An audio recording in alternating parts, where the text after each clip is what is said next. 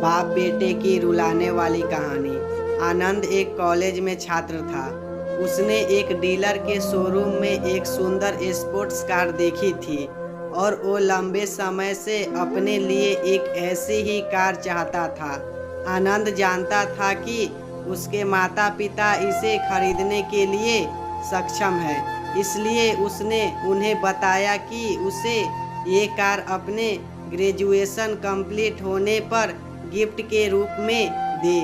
देखते ही देखते वो दिन भी आ गया और पिता ने जेम्स को अपने निजी कार्यालय में बुलाया।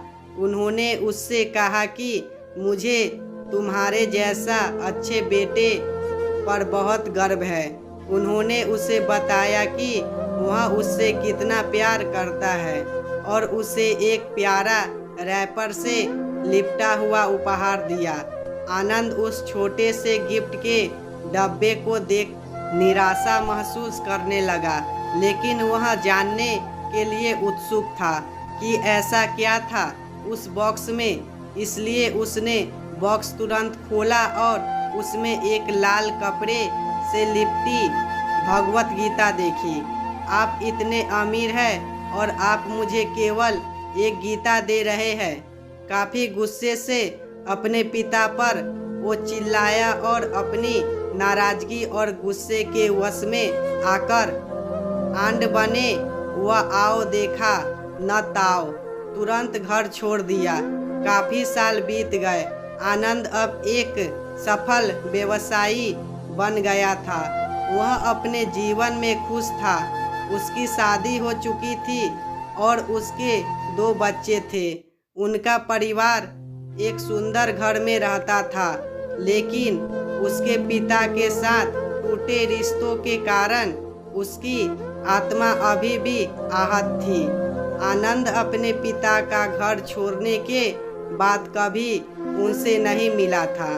आनंद को उस दिन के बाद अपने पिता को ना मिलने का पछतावा हमेशा रहने वाला था, क्योंकि एक दिन उसे एक पत्र मिला जिसमें उसके पिता के निधन की खबर थी और साथ ही ये बताया गया था कि उन्होंने अपने जीवन भर की पूंजी वसीयतनामा के अनुसार अब आनंद के नाम कर गए थे।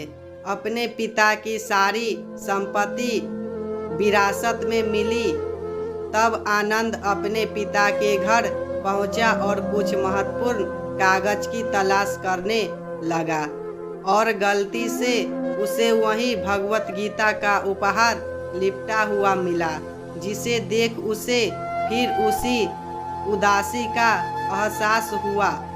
उस गीता को उसने अच्छे से देखा तो उस पर अपने पिता की हैंडराइटिंग से कुछ लिखा पाया। उस पर लिखा था, मैं खुद को बेचकर भी हर सपना पूरा करूँगा तेरा, बस तू सपने जरा बड़े देखना।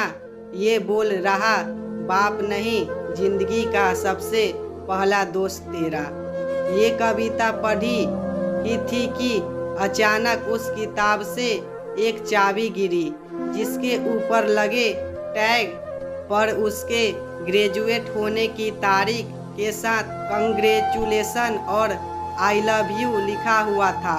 आनंद के सर के ऊपर से उसके पिता का साया पहले ही उठ चुका था और आज उसकी जिंदगी की सबसे बड़ी गलती के बारे में जानकर उसके पैरों के नीचे से जमीन भी खिसक गई। इस दिन आनंद की आंखें और रूह दोनों पछतावे के आंसू रोई।